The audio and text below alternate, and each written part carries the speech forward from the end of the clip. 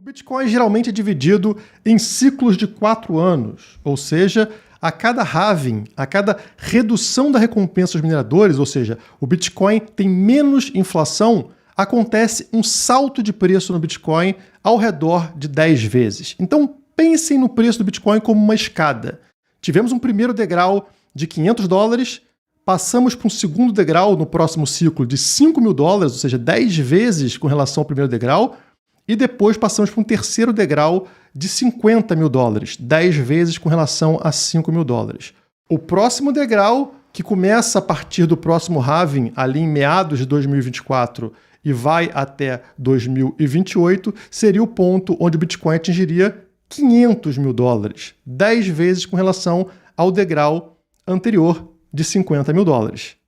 Estamos falando, portanto, de mais ou menos 3 milhões de reais por Bitcoin. Isso pode parecer surreal para você hoje, mas se você comentasse com alguém lá de 2016 que o Bitcoin ia bater em $50.000 poucos anos à frente, essa pessoa também te chamaria de maluco. Então esse é um processo natural, matemático do Bitcoin, devido à sua escassez e também à sua crescente demanda. E para entender por que esses movimentos de alta do Bitcoin são tão absurdos, né, multiplicar de um período para o outro em 10 vezes o preço, você tem que entender que o Bitcoin trabalha com escassez. O Bitcoin é um ativo muito escasso.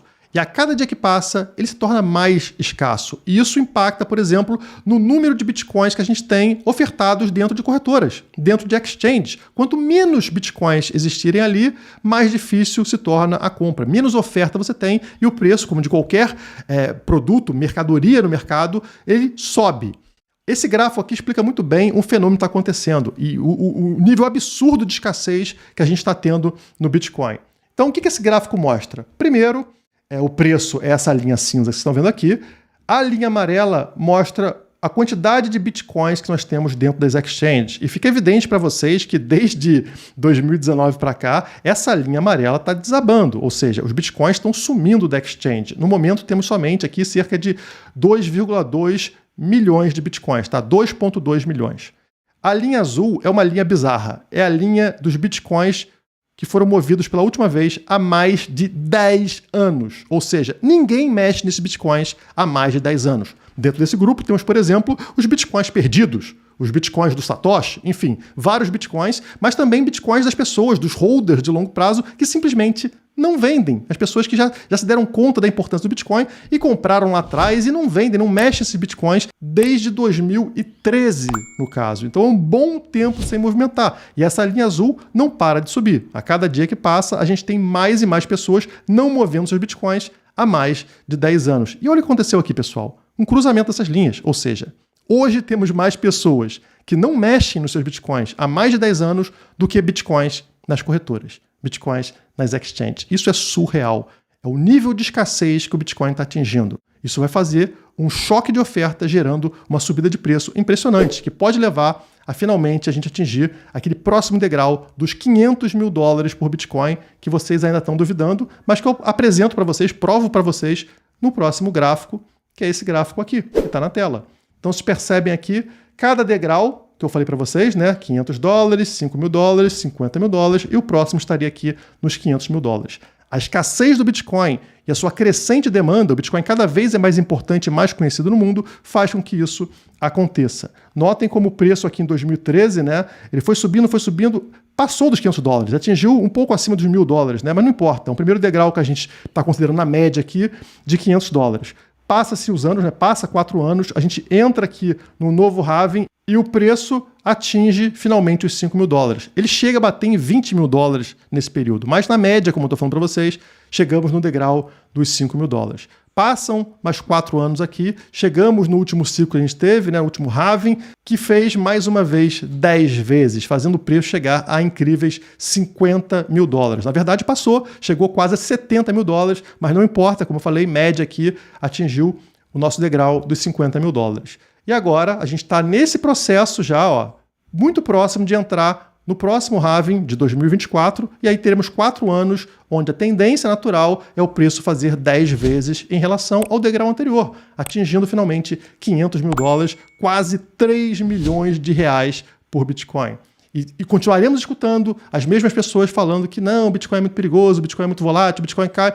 O que importa se é volátil? A volatilidade faz parte dos ativos, né? Principalmente do ativo que não tem interferência externa. É o livre mercado atuando. Mas o importante aqui é que, apesar da volatilidade, o Bitcoin só tem uma direção, para cima.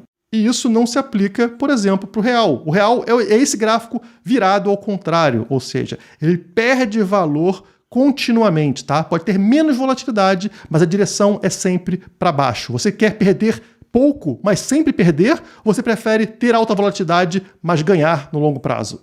E isso não é só no Brasil. O gráfico que vocês estão vendo aí é a impressão de dinheiro de cada presidente americano, né? Do período do governo deles. Então a gente tem aqui Ronald Reagan, de 81 a 89.